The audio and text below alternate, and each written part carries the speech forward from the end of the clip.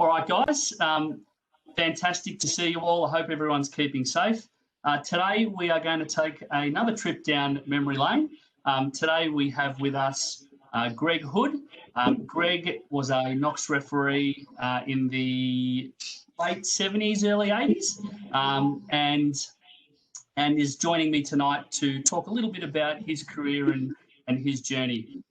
Greg also happens to be the VBRA Knox and Knox Referees Association referee of the decade from 1979 through to 1988. So, Greg, thank you very much for joining me this evening. Thanks, Daniel. Thanks for inviting me. I was rapt to get the invite. No problems at all. 1998 sounds a long time ago. Yeah, exactly right. So, mate, can you tell us a little bit about your refereeing career? When did you start refereeing at Knox, and how long did you referee for? I suppose I started back in 1980, so it was the first year that the stadium at Boronia opened, and basically just got involved because I had a younger brother who could play a bit. Was looking for, at the time I was looking for some part-time work, and someone said, actually it was Ellis Jago, said, okay, why don't you come and ref and get some money that way? So that's how it all started. I went to the first school with Billy Spenlove, and Keith Vaughan was his assistant at the time. Went through the school then, and that was my whole idea, was just to do it to get some pocket money. And then after a few years, that sort of went from, well, I'm not really doing this for the money now, I'm doing it because I actually enjoy doing it. So from there, and I stayed involved for about 18 years, yeah, until the old knees give way, and that was it. Lovely. And so how far did you progress your career as a referee? So at Knox, I was assistant supervisor there on a Saturday morning for a fair few years. So I'd do the mornings, and then Bev Algenborough would come in the afternoons and get some normality back into the place and in the afternoons and make sure I had things in line. So I did that for a lot of years. Then was junior panel, senior panel in those days in Old Albert Park on a Wednesday night for the Victorian Championships. Then had the Country Victorian League, which was, I'm not sure what it's called these days, but I did that for a fair few years. It's called the CBL now, the Country Basketball League. That's it, CBL. Yep. Did that for up until I finished refereeing, and a couple of junior Australian championships, some SEABL games, and that was about it. Yeah. Lovely. So pretty distinguished career, and you mustn't have been a mug. You must have been quite a good official. I think at the time you don't sort of realise it, because I did it because I enjoyed it. And again, I think you know too, Daniel, the better games you get, the more you enjoy it. But you still have that, always had that pull back to Knox to come back and just do some domestic games and stuff. So I always kept my finger in the pie there. Used to go back on, I think the state league on those days was a Wednesday night. Yep. And the weeks I was on the roster, I'd go back, and Pat Vaughan was actually supervising on a Wednesday night back then. So I'd go back and she'd say, can you come in and work with a couple of guys and just give me a hand with some people there to, help them get more experience and that. So I used to go back and do that as well. So it was all good fun. Yeah. A lot different to today. I've seen some games these days, and it's a lot different. Yeah. So as you were coming through, and you said, you always got drawn back to Knox, who were some of the biggest influences on your refereeing career, and why? Probably the biggest is Keith Vaughan, and a lot of people mention Keith, and him and Pat have done so much for Knox Basketball and Referees Association. Keith actually graded me coming out of my first school, so he gave me my C grade when I first got graded, and we just struck up a really good relationship between him and I and Pat. And so they sort of took me under their wing right through, and so he sort of pushed me to do better things, do better games. If games popped up that were like one-offs, like sometimes we'd have junior state teams playing a visiting team and things like that. So he'd always get me to do those and sort of push me towards that. Junior panel was the first start. So, and he was always there right to the end. And till this day, we're still really good friends. So we still catch up with Keith and Pat and taking interest in our families and that. So he probably had the biggest influence on my career, where we were going, and was always willing to give me a bit of advice and tell me to pull my head in if I needed to, or do whatever. So we know what Keith's like. And then Buck was the calming influence. She was like, don't worry about the old man, you just do what you're doing and you'll be right. Early days, it was Graham Wright as well. So Graham was supervisor on a Thursday night, which was our A and B grade men's night. So basically, from what I can remember, was grab myself and a good mate of mine at the time by the scruff and neck said, come and do these games. And all of a sudden we're being A grade men and going, well, I'm out of my depth here. But again, it only learnt by doing it. So he was great. Fred Jago Fred was really good. We used to go down to Fair Hills, which was a single court in their school gym on a Monday night with Fred. You do 4 games and that was it. Yeah. And as a kid, he'd sort of look after you. You always felt protected with Fred. The guys there, they'd come in late at night and they'd have a few beers and things like that. So get a bit rowdy and he just, in his element, just take control of it and go, there, kid, that's how you do it. So he was there, Graham, Fred. Bev Agambar, I said, was a great influence as well for me. She was a really good help, especially around that supervising role with the juniors and getting rosters. And now I've got a son and daughter involved at Southern Peninsula refereeing. And I look at now, the roster comes out and it's all computer generated and everything, where we used to sit there with a bit of paper and a pencil and a rubber and ringing everyone and stuff like that. So she was really good around that sort of thing as well, with doing that sort of thing. So they were the main people that sort of, and you had guys on that Thursday night crew like Alan Probe and said Graham, Neil Quinn was coming in. So some really good referees and some really good sort of A grade, B grade games to cut your teeth on and learn going forward what it was like. Yeah. So it sounds to me like you obviously developed a lot of skills across the time when you're on the floor and also supervising. Have you been able to use what you've learned from refereeing in your real job and in life in general?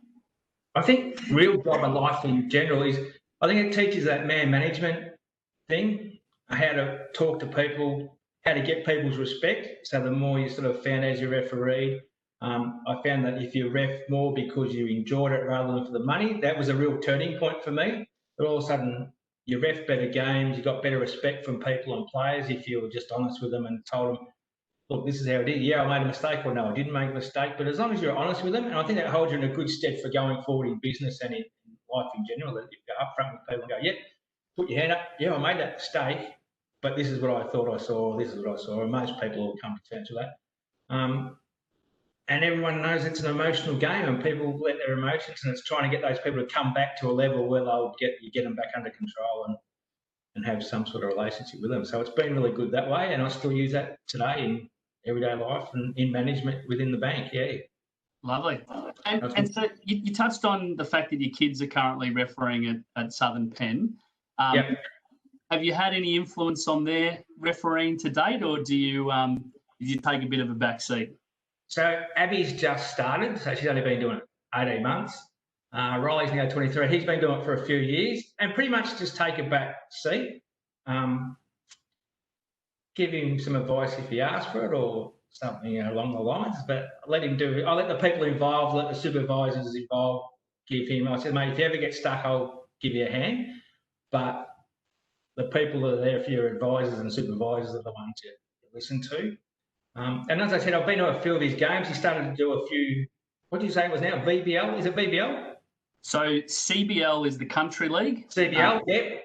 Yep. So he started to do last season a few CBL games.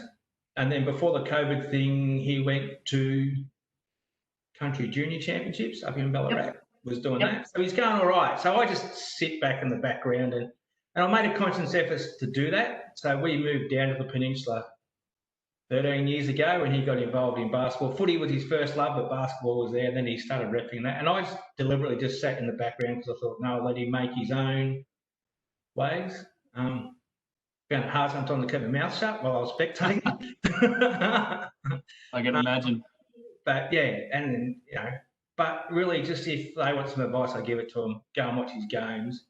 And as I said, it's a fair bit different now to, like, he'll come and go, that was a tough. I go, mate, you ain't seen nothing. To me, the players these days are so well behaved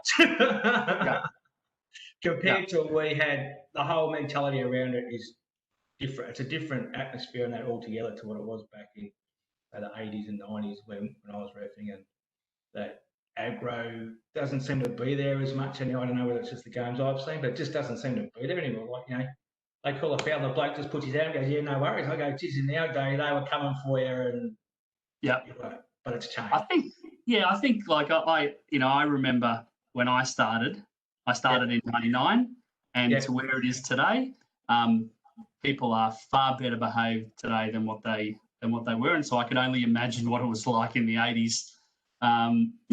Pretty rough and ready guys looking for an easy target. So Court 3 and 6 at Knox on a late at night could be very interesting. Yeah, wonderful. And so, mate, you obviously came to our 40-year celebration in 2018.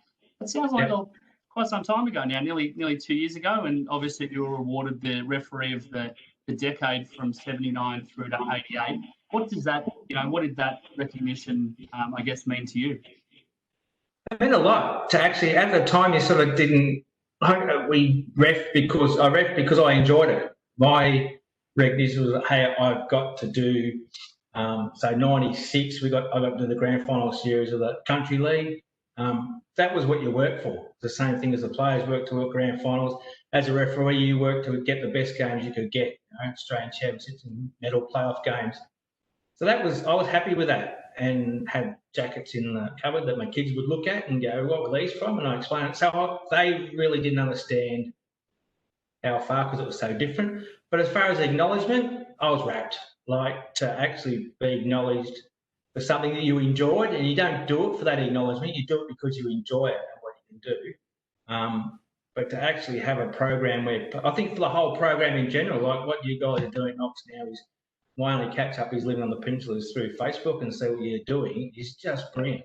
Like, it's to keep people involved, acknowledge people that have put a lot of work into that association before you guys were there. Then the work you guys are doing is just, it's great to see going from number to number, and to tell people that an association has 350 referees, they just look at you stupid and go, how does that work? So to see where it come from to where it is today is a real credit to those who've been involved in it. Good. Excellent. Well, thank you for that. Before we wrap up, have you got any finishing words, any words of advice, anyone you want to give a shout out to before we finish up? No, not advice. No advice for anyone, because it's changed so much, and I'm not really involved anymore these days, and I just watch from afar. And that's a bit concerning when you start seeing people pop up on the Facebook page. You go, geez, I remember his dad. So